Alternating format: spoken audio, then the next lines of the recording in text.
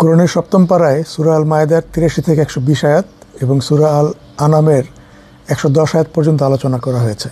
আমাদের নবীজির উপর সূরা নাজিলের প্রেক্ষাপট আমি জানার চেষ্টা করেছি। কেন, কোথায় সূরা নাজিল হয়েছে এখন থেকে সেটাও জানাবো। প্রথমে বলি সূরা আল মায়দা নিয়ে। সূরা আল মায়দা মদিনায় অবতীর্ণ হয়, যা ইসলামের বিধিবিধান, চুক্তি পালন, হালাল ও হারাম বিষয়ক নির্দেশনা এবং আহলে কিতাবের সঙ্গে সম্পর্কিত বিষয়গুলি নিয়ে আলোচনা করে। এটা মদিনায় অবতীর্ণ সূরাসমূহের মধ্যে শেষ দিকের একটা সূরা। কিছু বর্ণনায় এটাকে কোরআনের সর্বশেষ সূরা হিসেবে উল্লেখ করা হয়। সূরা আল মায়দা নাজিলের সময় রাসূলুল্লাহ সাল্লাল্লাহু আলাইহি সাল্লাম সফরে ছিলেন এবং উটের পিঠে সাওয়ার ছিলেন। ওহী অবতরণের সময় উটটি ওজনের চাপে অক্ষম হয়ে পড়লে রাসূল নিচে নেমে আসেন। সূরা আল আনাম অবতীর্ণ হয় মক্কায়, যা তাওহীদ, সৃষ্টিজগৎ, হালাল হারাম, নবীগণের কাহিনী এবং আল্লাহর প্রজ্ঞা নিয়ে আলোচনা করেছে। সূরাটির নামকরণ করা হয়েছে আল আনআম শব্দ থেকে, যার অর্থ গৃহপালিত পশু। এই সূরায় আরবদের মধ্যেই প্রচলিত কিছু কুসংস্কার ও ভুল বিশ্বাসের প্রতিবাদ করা হয়েছে এবং সঠিক দিক নির্দেশনা দেওয়া হয়েছে যাতে মানুষ ঠিকভাবে চলতে পারে। এই দুটি সূরায় মোট ১৪৭টি আয়াতে আল্লাহ আমাদের ৩টি গুরুত্বপূর্ণ বিষয়ে শিক্ষা দিয়েছেন: অন্যান্য ধর্মের প্রতি ইসলামের দৃষ্টিভঙ্গি, সত্য গ্রহণের মানসিকতা এবং ইসলামের বিধান মেনে চলার প্রয়োজনীয়তা। এই আয়াতগুলোতে মুসলমানদের সতর্ক করা হয়েছে যাতে তারা সত্য মেনে নেয়। অন্য ধর্মে যারা পালনকারী তাদের জন্য ইনসাফ ও সদাচরণ করা হয় এবং আল্লাহর নির্ধারিত সীমারেখা যাতে আমরা অতিক্রম না করি। কিন্তু আমরা কি সত্য গ্রহণের জন্য প্রস্তুত? আমরা কি অন্য ধর্মের মানুষদের প্রতি ইসলামের আদর্শ অনুযায়ী আচরণ করি? আমরা কি আল্লাহর বিধানকে ঠিকভাবে মেনে চলি, নাকি নিজেদের ইচ্ছামতো ধর্মের নিয়মকানুন পালন করছি? চলুন দেখি কোরআন কি বলছে। আসুন আল্লাহর নামে শুরু করি। প্রথম ভাগে আছে অন্যান্য ধর্মের প্রতি ইসলামের দৃষ্টিভঙ্গি। ইসলাম কেবল মুসলমানদের জন্য নয়, বরং এটি সমগ্র মানবজাতির কল্যাণের জন্য এসেছে। ইসলাম কোনো জাতি বা ধর্মের প্রতি অন্যায় বা বিদ্বেষ সমর্থন করে না, বরং ন্যায় বিচার ও সহনশীলতার শিক্ষা দেয়। আল্লাহ কুরআনে স্পষ্টভাবে উল্লেখ করেছেন যে সত্য গ্রহণের দরজা সকল মানুষের জন্য উন্মুক্ত এবং যে এই সত্য চিনতে পারবে তার জন্য হেদায়েতের পথ সুগম করা আছে। সূরা আল মায়দার ৮৩ নম্বর আয়াতে বলা হয়েছে, আপনি দেখবেন আহলে কিতাবদের মধ্যে এমন লোকও আছে যারা আল্লাহর প্রতি ঈমান আনে, যা তোমাদের প্রতি নাজিল হয়েছে এবং যা তাদের প্রতি নাজিল হয়েছিল। আল্লাহর আয়াত শুনলে তাদের চোখে অশ্রু চলে আসে, কারণ তারা সত্য চিনে নেয়। তারা বলে, হে আমাদের রব, আমরা ঈমান আনলাম, অতএব আমাদের সাক্ষ্যদানকারীদের অন্তর্ভুক্ত করুন। এই আয়াতটি আমাদের বোঝায় যে আহলে কিতাবদের মানে ইহুদি খ্রিস্টানদের মধ্যে এমন অনেকে ছিলেন যারা যখন ইসলামের সত্যতা উপলব্ধি করেছেন তখনই তারা আন্তরিকভাবে সেটা গ্রহণ করেছেন। তাদের অন্তর কঠোর ছিল না। তারা নিজেদের অহংকার ও গোঁড়ামিকে সত্য গ্রহণের পথে বাধা হতে দেয়নি। ইসলাম কেবলমাত্র মুসলমানদের ধর্ম নয়, বরং এটা সত্যের ধর্ম যা সবাই গ্রহণ করতে পারে। তবে সত্য গ্রহণ করার জন্য আন্তরিকতা ও বিনয় আবশ্যক। যাদের হৃদয় কঠিন, যারা নিজেদের অহংকারের কারণে সত্যকে প্রত্যাখ্যান করে, তারা কখনোই সঠিক পথ খুঁজে পায় না। তবে কুরআনে স্পষ্টভাবে বলা হয়েছে কোনো ব্যক্তিকে জোরপূর্বক ইসলাম গ্রহণ করানো যাবে না। ইসলামের মূল শিক্ষা হলো মানুষকে যুক্তি, প্রজ্ঞা ও সদাচরণের মাধ্যমে সত্যের পথে আহ্বান করা, কিন্তু কাউকে বাধ্য করা যাবে না। সূরা আল বাকারার ২৫৬ আয়াতে তাই বলা হয়েছে, ধর্মের ব্যাপারে কোনো জবরদস্তি নেই। এই আয়াতের মাধ্যমে ইসলাম অত্যন্ত স্পষ্টভাবে ঘোষণা করছে, কেউ যদি ইসলামের দাওয়াত পায় তবে এটা তার ব্যক্তিগত স্বাধীনতা যে সে সেটা গ্রহণ করবে কি করবে না। ইসলাম অন্যান্য ধর্মের অনুসারীদের প্রতি সহনশীলতার শিক্ষা দেয়। নবী মুহাম্মদ সাল্লাল্লাহু আলাইহি ওয়াসাল্লাম মদিনায় বাস করার সময় ইহুদি ও খ্রিস্টানদের সাথে চুক্তি করেছিলেন, যেটা মদিনা শরত নামে আমরা জানি। এই চুক্তিতে স্পষ্টভাবে উল্লেখ আছে তারা ইসলামে প্রবেশ করতে বাধ্য নয়। রাসূল সাল্লাল্লাহু আলাইহি ওয়াসাল্লাম মক্কা বিজয়ের পর ঘোষণা করেছিলেন, কেউ ইসলাম গ্রহণ করতে বাধ্য নয়, বরং তিনি মক্কার কুরাইশদের সাধারণ ক্ষমা ঘোষণা করেন। মদিনায় বসবাসকারী ইহুদি ও খ্রিস্টানরা নিজেদের ধর্মীয় স্বাধীনতা বজায় রেখেছিলেন এবং ইসলাম তাদের ধর্ম পালনে কোনো বাধা দেয়নি। কাউকে ইসলামে আহ্বান করতে হলে সেটা হতে হবে বুদ্ধি, যুক্তি ও উত্তম আচরণের মাধ্যমে।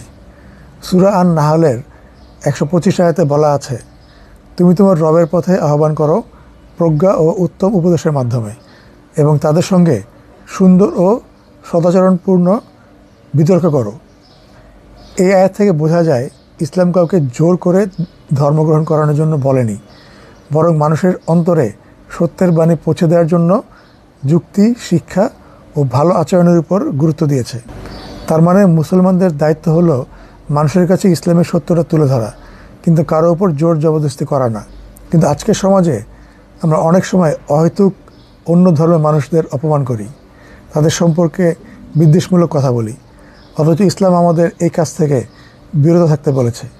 আমি খেয়াল করেছি অনেক মুসলমান অন্য ধর্মের মানুষদের সাথে যুক্তিহীন তর্কে জড়িয়ে পড়ে। এর পরিণাম হলো কি? রাগ, হিংসা, ঝগড়া। কিন্তু ভাই, ইসলাম তো আপনাকে এটা করতে বলে নাই। এই জিনিসটা ভালোভাবে কিন্তু বুঝতে হবে। দ্বিতীয় ভাগে আছে সত্য গ্রহণের মানসিকতা বা অহংকার না করে সত্য মেনে নেওয়া। অনেক সময় মানুষ সত্য জানতে পারে কিন্তু তা গ্রহণ করতে চায় না। গোঁড়ামি, অহংকার বা নিজস্ব চিন্তাভাবনার কারণে মানুষ সত্যের পথে আসতে দেরি করে। কিন্তু প্রকৃত ঈমানদারদের বৈশিষ্ট্য হলো তারা সত্য শুনলে সেটা গ্রহণ করে। সূরা আল মায়দার 83 নম্বর আয়াতে বলা আছে, যখন তারা রাসূলের কাছে পাঠ করা আয়াত শোনে তখন তুমি তাদের অশ্রু প্রবাহিত হতে দেখবে, কারণ তারা সত্য চিনে নেয়। তারা বলে, হে আমাদের রব, আমরা ঈমান আনলাম, অতএব আমাদের সাক্ষ্যদানকারীদের অন্তর্ভুক্ত করুন। এই আয়াতে এমন কিছু মানুষের কথা বলা হয়েছে যারা সত্য শোনার পর আবেগপ্রবণ হয়ে পড়ে, কারণ তারা বুঝতে পারে এটাই সঠিক পথ। কিন্তু আমরা কি সত্য গ্রহণ করতে প্রস্তুত? অনেক সময় আমরা কুরআনের কোনো আয়াত শুনি কিন্তু তা মানতে চাই না, কারণ আমাদের ইগো, ব্যক্তিগত বিশ্বাস বা সামাজিক অভ্যাস আমাদের সত্য মেনে নিতে বাধা দেয়। আমরা কি কুরআনের আয়াত শুনেও নিজেদের পুরাতন অভ্যাসগুলিতে অটল থাকছি? আমরা কি সত্য গ্রহণ করার মানসিকতা লালন করছি, নাকি নিজের অবস্থান ধরে রাখতে চাই? তৃতীয় ভাগে আছে ইসলামের বিধান মেনে চলার গুরুত্ব বা সীমা লঙ্ঘন থেকে বিরত থাকা। ইসলামের বিধান শুধুমাত্র আনুষ্ঠানিক কিছু নিয়ম না, বরং এটা মানুষের জীবনকে সহজ ও সুন্দর করার জন্য প্রেরিত একটা সম্পূর্ণ জীবন ব্যবস্থা। আল্লাহ যেটা হালাল করেছেন সেটা মানুষের জন্য কল্যাণকর, আর যেটা হারাম করেছেন সেটা মানুষের জন্য ক্ষতির কারণ। কিন্তু বাস্তবে আমরা দেখি অনেক মানুষ ধর্মের বিধান নিয়ে দুই ধরনের চরমপন্থায় চলে যায়। কেউ অতিরিক্ত কঠোরতা অবলম্বন করে, আবার কেউ কেউ ধর্মের বিধানকে একেবারে অবহেলা করে।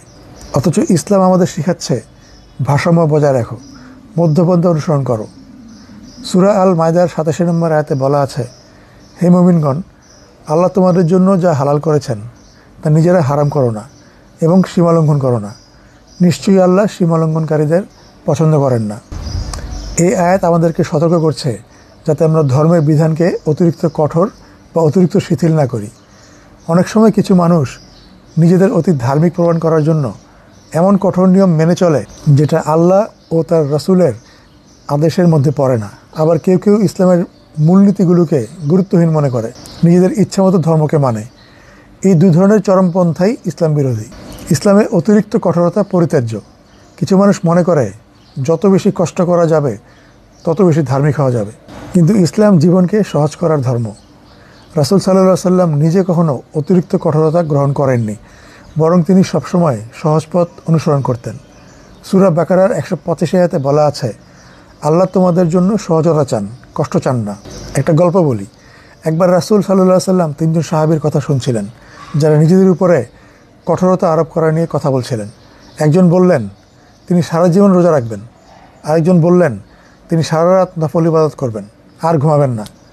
তৃতীয়জন বললেন তিনি আর বিয়ে করবেন না, সংসার জীবনে কখনোই যাবেন না। রাসূলুল্লাহ সাল্লাল্লাহু আলাইহি সাল্লাম তাদের এই কঠোরতা দেখে বললেন, আমি রোজা রাখি আবার ভাঙি, আমি নামাজ পড়ি আবার বিশ্রামও করি, আমি বিয়েও করি। যে ব্যক্তি আমার এই সুন্নতকে পরিত্যাগ করবে সে আমার উম্মতের অন্তর্ভুক্ত নয়। সহিহ বুখারী 5063 নম্বর আয়াত। অতএব নিজের উপর অপ্রয়োজনীয় কষ্ট আরোপ করা ইসলাম সমর্থন করে না। অন্যদিকে কিছু মানুষ ধর্মকে এত বেশি সহজভাবে নেয় যে তারা হালাল হারামের পার্থক্য করতেই চায় না। তারা ভাবে ইসলাম শুধু অন্তরের ব্যাপার, বাহ্যিক বিধান মানার কোনো প্রয়োজন নাই। অথচ কুরআনে আল্লাহ সূরা মায়দার 66 নম্বর আয়াতে স্পষ্টভাবে বলেছেন, তারা যদি তাওরাত, ইনজিল এবং যা কিছু তাদের রবের পক্ষ থেকে নাজিল করা হয়েছে তা মেনে চলত, তাহলে তারা উপর ও নিচ থেকে সব দিক থেকেই নিয়ামত পেত। এই আয়াতে বোঝানো হয়েছে যারা আল্লাহর বিধান মেনে চলে তারা পৃথিবীতে ও আখিরাতে শান্তি পায়। কিন্তু আমরা দেখি অনেক মানুষ ধর্মীয় বিধানগুলিকে অবহেলা করে, নামাজ রোজা ছাড়াই নিজেদের মুসলমান দাবি করে, হালাল হারামের তোয়াক্কাই করে না। অথচ ইসলাম সুস্পষ্টভাবে হালাল ও হারামের মধ্যে পার্থক্য নির্ধারণ করেছে এবং সেই সীমারেখার লঙ্ঘন করা কখনোই উচিত না। এই ছিল আজকের আলোচনা। সপ্তম পারা থেকে আমরা যেটা শিখতে পারি, অন্যান্য ধর্মের প্রতি সহনশীল ও সুবিচার হতে হবে, সত্য গ্রহণের মানসিকতা গড়ে তুলতে হবে এবং অহংকার পরিহার করতে হবে। ইসলামের বিধান মেনে চলতে হবে এবং সীমালঙ্ঘন করা থেকে বিরত থাকতে হবে। আমরা কি কোরআনের এই শিক্ষাগুলো বাস্তবে অনুসরণ করছি, নাকি শুধু শুনেই ভুলে যাচ্ছি? আবার আল্লাহ আমাদের সত্য গ্রহণের তৌফিক দান করুন এবং ইসলামের সঠিক পথে পরিচালিত করুন। আমিন।